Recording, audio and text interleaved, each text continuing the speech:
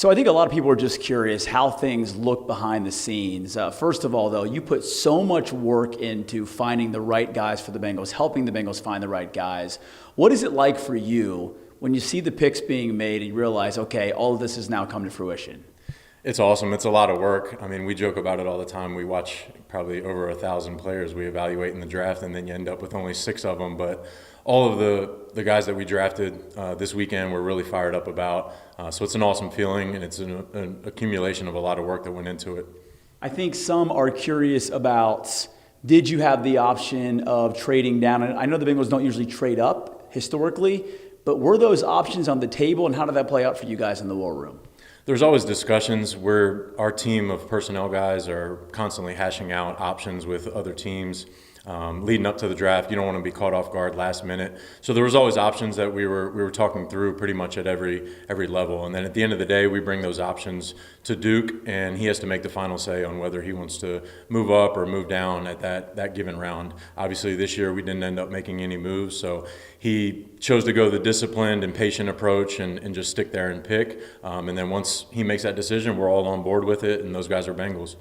How stressful is it in the room in that moment when something could change on a dime and you've got to make the pick still? It's honestly not that stressful because we have our board up there. It's already all ranked for us, and there's no last minute final decision or final stressful discussion that we have to make. We just stay true to our board, and if we're not making a move to trade out of that pick, then we go ahead and take the top guy on the board because those discussions have already been had for that month leading up to the draft.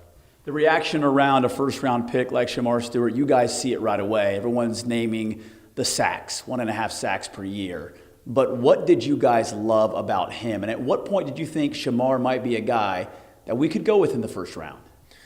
What you love about him is what everybody sees, just his body type, his dimensions, obviously the testing that he had at the combine, but also that shows up on the tape. He plays with a violent and aggressive temperament, obviously really fast, really explosive, makes a ton of plays in the run and pass game, and he's really disruptive. Yeah, the production, that was a big discussion point for us as well. We're not blind to that by any means, but we think we have a really good coaching staff that is eager to work with him, and they have a plan in place to develop Shemar and get the best out of him. So I'm really excited to see what's going to happen. In drafting 2 linebackers, how important was it for this team, for this defense, to upgrade at that position and to make sure that you guys can be more attacking in a lot of ways on defense? Yeah, it was really important. That was a position that we went into the draft with plans to upgrade at that spot. Al Golden obviously has a significant linebacker background. He was really dialed in on those guys. He was a great part of our process. We had some phenomenal discussions throughout our draft meetings and throughout the draft weekend as well. So I'm really happy about those 2 linebackers that we drafted. I think they're going to be impact guys for us. Were there conversations, at least in the scouting process for you guys, about trying to find ways, of course you always are, to try to protect Joe Burrow better? How much was that driving your scouting? It's huge. The offensive line is as much of a premium position at all 5 spots, and even the depth behind them for us as it is for any place in the league. Joe Burrow is our franchise quarterback. We want to protect him. We want to keep him upright and give him the ability to make the special plays that he can make down the field to our receivers who I think are the best in the league. So that's always going to be a premium for us. I'm really happy with the 2 offensive linemen that we came out with in the draft this year in the 3rd and 5th round, and I think those guys are going to really help us in pass protection and in the run game as well. You drafted a running back in the 6th round in Taj Brooks. What did you like about him and what he can bring to this team? Well, the first thing that stands out is his production. I mean, over 1,500 yards each of the past 2 seasons. They're in the shotgun a ton like we are in our offense. They're at Texas Tech. He was running out of the gun, really productive, but he also catches the ball well and has really good passing game value, both as a pass protector and as a receiver out of the backfield. So a really versatile guy. We thought it was a really deep running back draft class, so we felt pretty fortunate that he was still there on the board in the 6th round. Can you tell us something that fans or even guys like me may not know about your process and how much goes into it? Man, just the thoroughness of the whole process, and just our guys. I'm really proud of our staff. You know, there's a lot on their plate. You know, behind the scenes that you don't see out. You know, traveling hotel to hotel, rental car to rental car, hopping on planes. So there's a lot that goes into that process. And then, you know, at the end of the day, you end up with 6 players. But you know, there's hundreds and hundreds of hours that went into that. So we're really happy with the result, and I'm really proud of our staff. Could you ballpark how many hours of film on potential draft prospects you might have watched?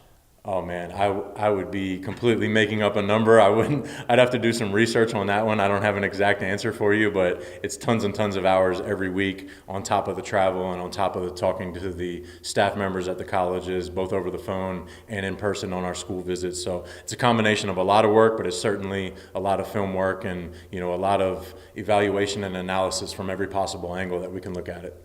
Last thing I'll ask you is there's a lot on you personally and your team and making sure you scout to bring in winning players.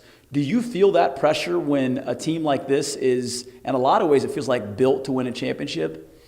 You know, there's always pressure in this job. I mean, that's what we signed up for. I mean, it's a big boy business. You know, you can't sit there and make any excuses for anything. It's the highest level of football in the world. So, you know, there's a lot of pressure on every role, every job in this organization, and everybody's on the same page. I think everybody did a great job throughout this process and added talent to the roster. And we're going to continue to look for more talent leading all the way up to week 1 and throughout the season as well. So the job is not over. You know, this is just kind of a touch point in the process, but we're going to continue to look to add more talent to the Bengals roster.